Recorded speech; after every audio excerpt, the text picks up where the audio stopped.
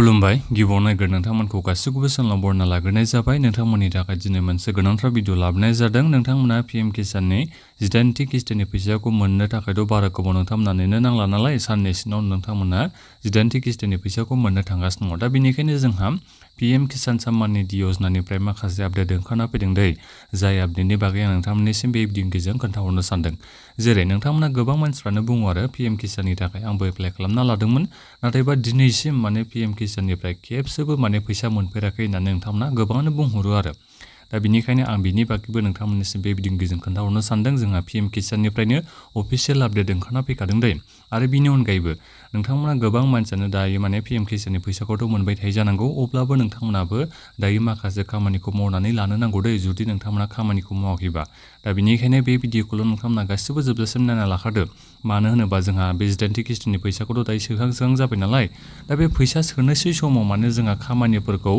official बिथांमोना थाबैनो मावना होयो आरो दा बेनिखायनो नोंथांमोना जुदि दायो पीएम किसाननि माबा मोनसे खामानिखौ नोंथाङा दायो मावनो सानोबा नोंथांनि बे खामानिया गोख्रैनो जागोन आरो नङाबा नोङो जुदि जेनेरेल टाइमफोराव जेनेबा फैसा सोयैनि एसे सिगांफ्रावनो नोंथांमोना खामानिफोरखौ मावनो नाजायोबा बिथांमोना अफिसियेल बिथांमोना खामानिखौ थाब मावनानै होआ दायो फैसा सोहां जाबाय नालाय दा बे समाव नोंथांमोना खामानिखौ मावोबा नोंथांमोननि खामानिखौ माने थाबैनो मावना होयो आरो दा बेनिखायनो भिडिअखौल' जोबजासिम नायलांदो आं नोंथांमोननिसिम मा आपडेट फैदों आं बेखौ बे भिडिअनि गेजेरजों खोन्थाहरनो सानदों आं नोंथांमोननिसिम गिबियावनो गासिबनिसिमबो गुरै खावलायग्रोनाय थाग्रोबाय नोंथांमोना जुदि सोरबाफोर चेनेलाव गोदानै फैदोंबा जाहाथे नोंथांमोना बेबादिनो भिडिअ मोनबाय थानो हायो बे चेनेलनि गेजेरजों बेनि थाखाय नोंथांमोना गासिबो चेनेलखौ अननानै साबस्क्राइब खालामनानै लाग्रोलायबानो जाबाय नोंथांमोना नायनो हागोन जोंहा बे पीएम किसान सम्माननि योजनानि जोंहा बे अफिसियेल मोनसे एक्स एकाउन्ट दै जाय एक्स एकाउन्टनि जोहै बिथांमोना आपडेट होबाय थायो बे जोंहा गभर्नमेन्ट अफ इन्डियानि अफिसियेल मोनसे बियो एक्सनि एकाउन्ट बियो दा बेवहाय नायोबा नोंथांमोना नुनो हागोन 18थि किस्तिनि खोथाखौथ' दायो रायज्लायखागासिनो दङ दा बेवहाय ओरै बुंदों आरो नोंथांमोना 18थि किस्तिनि फैसाखौ मोननो हागोन जुदि नोंथांमोना इक्वेसिखौ होनानै लायोबा आरो बिनि अनगायैबो आद्रा बेंक एकाउन्टजों लिंक जायोबा आरो बिनि अनगायैबो नोंथांनि बे माबाया लेन्ड सिडिं जानांगोन नोंनि बे हाया लेन्ड सिडिं खालामनाय जानांगोन बे पीएम किसान एकाउन्टजों अब्लासो नोंथांमोना पीएम किसाननि 18थि किस्तिनि फैसाखौ मोननो हागोन होननानै जोंहा बेहाय लिरनानै गादों हिन्दीयाव नोंथांमोना फरायना नायबानो जाबाय जायफोर नोंथांमोना हिन्दी फरायनो रोङो नोंथांमोना ओरैनोथ' ट्रेन्सलेट खालामनायाव बेखौनो होनखादों आरो 18थि किस्तिनि फैसाखौ नोंथांमोना मोननो थाखाय इक्वेसिखौ नोंथांमोना होनो नांगोन दा बेनिखायनो जायफोर नोंथांमोना पीएम किसाननि थाखाय दायो एप्लाइ खालामदों गोदानै इक्वेसिखौ होआखैबा इक्वेसिखौ होनानै लाबानो जाबाय मबाइलजोंनो जुदि नोंथांमोना रोङाबा कमन सार्भिस सेन्टाराव थां नङाबा नोंथांमोना पीएम किसाननि एपखौ डाउनलड खालामनानैबो नोंथांमोना इक्वेसिखौ होनो हायो दै दा बिनिफ्राय आरोबाव नोंथांमोना नैबेहाय नायनो हागोन लेन्ड सिडिंखौ नोंथांमोना बोरै खालामनांगौ बेखौ गोबांनो सोंहरबाय थायो दे नोंथांमोना मा खालाम नोंथांमोना डिस्ट्रिक्टनि एग्रिकालचार अफिसाव थांबानो जाबाय रेभिनिउ सार्केल अफिसाव थांदो दा बेवहाय थांनानै नोंथांमोना नोंनि हानि डकुमेन्ट्सखौ हैबानो जाबाय खाजोना रसिद दङबा खाजोना रसिदखौ लां लेन्ड हल्डिं सार्टिफिकेट दङबा लांबानो जाबाय जमाबन्दी दङबा लांबानो जाबाय जायखिजाया हानि मोनसे प्रुफ होबानो जाबाय जेनेबा हाया नोंनियावनो दं नोंनि नामावनो दं एबा न'खरनि सोरनिबा नामाव बिफानि नामाव दङबाबो जेनेबा बिफा गैलाबा नोंथाङाथ' दायो एप्लाइ खालामनो हायो नालाय पीएम किसाननि थाखाय अब्ला जायखिजाया हानि डकुमेन्ट्सखौ नोंथांमोना देखायहैबानो जाबाय साबमिट खालामहैबानो जाबाय माने जेरक्स कपिखौ नोंथांमोना होनांगौ नालाय जेरक्स कपि नोंथांमोना होबानो जाबाय लेन्ड सिडिंआ एप्रुभ जानाय लोगो लोगोनो नोंथांमोना पीएम किसाननि फैसाखौ मोनखागोन आरो दा बेनिफ्राय इक्वेसिनि खामानियाथ' जोबोद गोरलैखा नोंथांमोना कमन सार्भिस सेन्टाराव नङाबा गावनो मबाइलजोंनो इक्वेसिखौ होनानै लानो हायो दा बेनिखायनो जोंहा बे 18थि किस्तिनि फैसायाथ' नैबे अक्ट'बरनि लास्ट उइकआव नङाबा नभेम्बरनि फार्स्ट उइकआवनो हाबगोन नालाय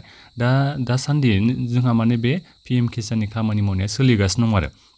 दा बेनिखायनो नोंथांमोननिया जुदि सोरनाबा इक्वेसिखौ नोंथांमोना होनो रोङाखैबा बेखौ नोंथांमोना इक्वेसि होनो सानदोंबा नोंथांमोननि इक्वेसि होनाया थाबैनो जागोन आरो लेन्ड सिडिं खालामहैनो सानदोंबा नोंथांमोना डिस्ट्रिक्टनि एग्रिकालचार अफिसाव थांनानै अब्लाबो नोंथांमोननि बे माबाया लेन्ड सिडिं खालामनाया थाबैनो जागोन आरो नङाबा नोंथांमोना एसे सिगांफ्राव बानायबा नोंनि बे लेन्ड सिडिं खालामनाया जानोबो हागौ जायाबो जानो हागौ बिथांमोना बावनानै थालायलांनोबो हागौ दा बेनिखायनो दायो जोंहा बे पीएम किसाननि खामानिया सोलिबाय थादों नालाय सेचुरेसन ड्राइभबो जोंहा दायो सोलिगासिनो दं नालाय दा बिनि थाखायनो नोंथांमोननि दा पीएम किसाननि खामानिया गोख्रैनो जागोन आरो बिनिफ्राय नोंथांमोना गोदान एप्लाइ खालामनाय नोंथांमोननि बे एप्लिकेसनाथ' गिबियावनो माबाया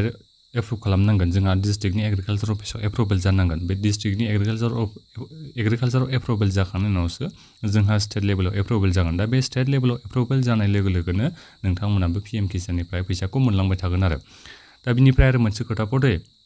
नोंथाङा जेब्ला एप्लाइ खालामदोंमोन बेयावहाय नोंथांमोना मोनसे रेजिस्ट्रेसन नाम्बार मोननो हायो एबा आइडि नोंथांमोना मोननो हायो नङाबा नोंथाङा गावनि आधार नाम्बारखौ लानानैबो नोंथांमोना चेक खालामना नायनो हायो नोंनि बे पिएम किसाननि स्टेटासा माबायदि जानानै दङ जेनेबा डिस्ट्रिक्टआव एप्रुभेल मोनगोन ना मोनाखै बेखौबो नोंथांमोना नायनो हायो जुदि डिस्ट्रिक्टआव एप्रुभेल मोनाखैबा नोंथांमोना नेबायानो थानांगोन आरो नोंथांमोना नङाबा जुदि नेनो बादोंबा डिस्ट्रिक्टनि एग्रिकालचार अफिसाव थांनानै बुंहैबानो जाबाय आं पिएम किसाननि थाखाय एप्लाइ खालामदोंमोन नाथायबा दासिमबो नै बे डिस्ट्रिक्ट लेभेलावनो एप्रुभेल जायाखै होनना नोंथांमोना बुंहैबानो जाबाय अब्लानो बिथांमोना थाबैनो एप्रुभेल खालामगोन डिस्ट्रिक्ट लेभेलाव एप्रुभेल जानाय लोगो लोगो स्टेट लेभेलावथ' जोंहा एसे थाबैनो एप्रुभेला मोनखायो स्टेट लेभेलाव एप्रुभेल जानाय लोगो लोगोनो नोंथांमोननि गासिबो थिग दंजोबोबा एकाउन्टफोरा अब्ला नोंथांमोना पिएम किसाननि फैसाखौ मोनखासिगोन आरो दा बेनिखायनो दायो जोंहा बे गोदान एप्लाइ खालामना नोंथांमोननि थाखाय बेनो मोनसे प्रब्लेम जागासिनो दं आरो जोंहा डिस्ट्रिक्ट लेभेलावनो माने थाबखौनो एप्रुभेल खालामा आरो अफिसियेल बिथांमोना दा बिनि थाखायनो नोंथांमोना गोदान एप्लाइ खालामनाय नोंथांमोना गोबाव सम नेनांगौ जादों आरो फैसाखौ मोननो थाखाय जिखियानो जाया मानो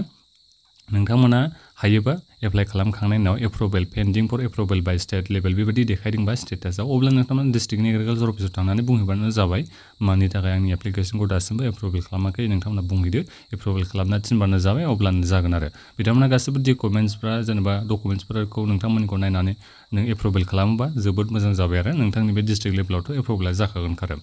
दा बेनिखायनो बे खामानिखौ नोंथांमोना दायो मावना लाबा जोबोद थाबैनो जागोन जोंहा दायो पिएम किसाननि खामानिया सोलिगासिनो दं नालाय आरो जिदाइनथि किस्तिनि फैसाखौथ' मोननो थाखायथ' आरो नै बारा गोबावनो सम गैखाला दा बेखिनियानोमोन आं बेखौनो नोंथांमोननिसिम बे भिडिअनि आपडेट हिसाबै लाबोनाय जाबाय आरो नोंथांमोना बेबादिनो आपडेट मोननो थाखाय साननैसो उनावथ' आपडेटआबो आरो फैखाबावगोनखा नोंथांमोना जेबो सिन्था खालामनाङा जोंहा पिएम किसाननि बे फैसा सोहां जाबाथाय बायदिसिना आपडेट ओंखारना फैयो दा बेनिखायनो नोंथांमोना चेनेलखौ जाहाथे गासिबो साबस्क्राइब खालामना लाखायो जाहाथे माबाफोर आपडेट फैयोबा थाबैनो मिथिना नोंथांमोना माबाफोर खामानि मावनांगौ दङबा बेखौ गोख्रै मावनानै नोंथांमोना फैसाखौ मोननो हायो दा बेखिनियानोमोन माखौबाबो नोंथांमोना सोंनांगौ दङबा भिडिअखौ नोंथांमोना कमेन्ट खालामबानो जाबाय दा बेखिनियानोमोन गोजोन्थों